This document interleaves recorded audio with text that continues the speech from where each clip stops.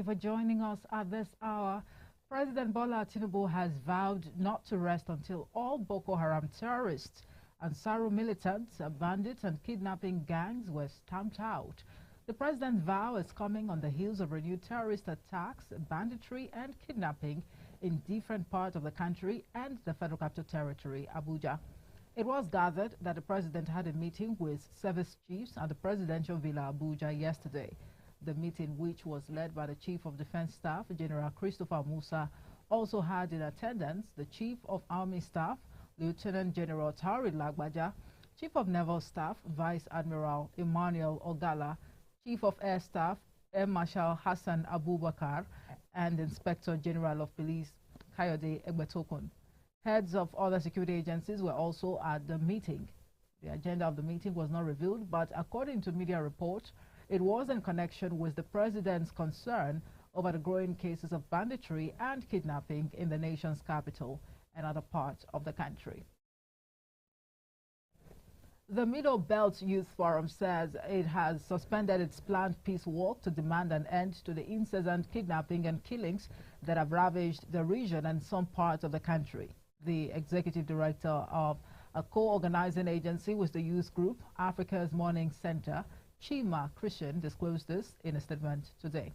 Christian explained that the decision to suspend the protest came after a meeting with federal government representatives who informed them of President Bola Tinubu's function within the area the protest was scheduled to take place. He noted further that the federal government representatives therefore advised that a peaceful walk should be shifted to another day that will be convenient for both parties. Away from security matters, the chairman of the Presidential Fiscal Policy and Tax Reforms Committee, Taiwo Oyedele, has said the federal government will be saving 8 trillion naira annually from the fuel subsidy removal and exchange rate unification policies. Oyedele spoke during a panel session at the Lagos Chamber of Commerce and Industry 2024 Economic Outlook and Budget Analysis. According to him, it was critical for the government to spend the amount saved from the two policies to ameliorate the suffering of the average Nigerian. From the international front, Pakistan says that 2 children were killed and 3 others injured in strikes by neighboring Iran on Tuesday. Iran said it targeted 2 bases linked to the militant group Jaish al-Adli, according to a news agency affiliated with the country's military. But Pakistan rejected this calling it an illegal act that could lead to serious consequences. Pakistan is reportedly the 3rd country after Iraq and Syria to be hit by an Iranian attack within the last few days.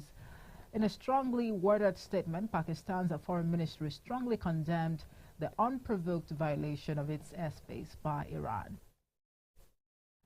In sports, teenager Mira Andreeva says knocking her idol Onus Jabeur out of the Australian Open was probably the best display of her fast-developing career.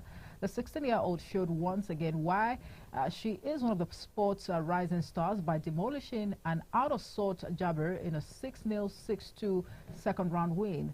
A former world #1, Caroline Wozniacki, is also out of a season-opening Grand Slam tournament in Melbourne after letting the lead slip against Russian qualifier Maria Timofeeva. That's it for the news at this hour. Thank you for watching. I am Omoife Peace.